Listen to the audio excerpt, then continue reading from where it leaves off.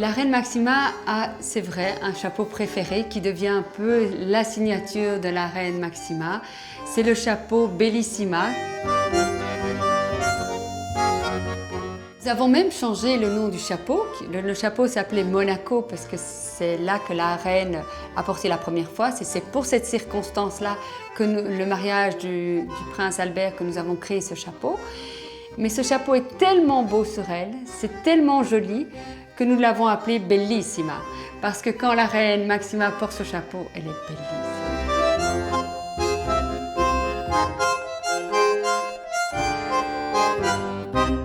Ce chapeau Bellissima est un chapeau qui est à la fois grand, mais en même temps, il est très asymétrique, donc elle a tout le visage dégagé, ce qui est important aussi pour les caméras, pour les photographes, pour les gens qui la voient, elle est très accessible.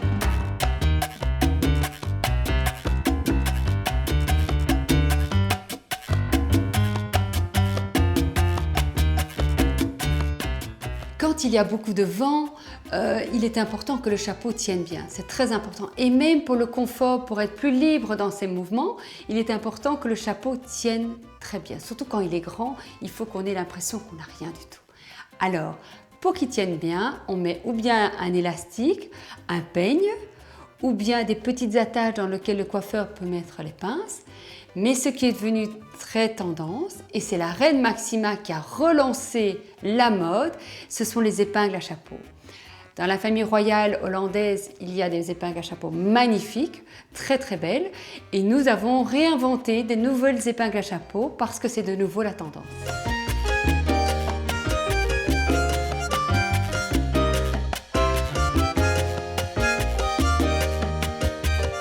Lors du voyage de la visite d'État de la reine Máxima au Danemark, ce fut amusant lorsque la reine Máxima proposait à la princesse du Danemark une épingle à chapeau pour que le chapeau ne s'envole pas.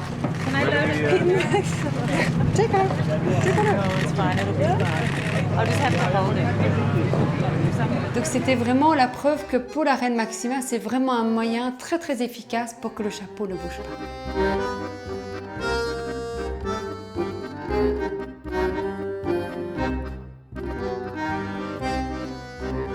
Ce qui est important quand vous achetez un chapeau, c'est qu'il y ait une véritable osmose avec votre personnalité et le chapeau. Donc si c'est quelque chose de très original et si vous êtes plutôt classique, ça ne va pas correspondre.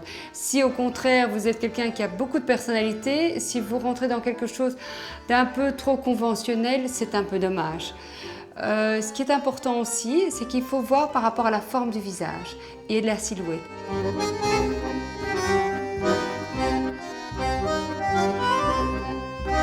Quand la personne est petite, un chapeau qui est asymétrique, donc qui va être plus haut d'un côté, va permettre à la personne de grandir. Donc on élance la silhouette.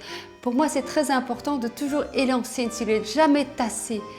Et pour certaines personnes, on va aussi le mettre quelques millimètres plus haut pour donner plus de lumière au visage.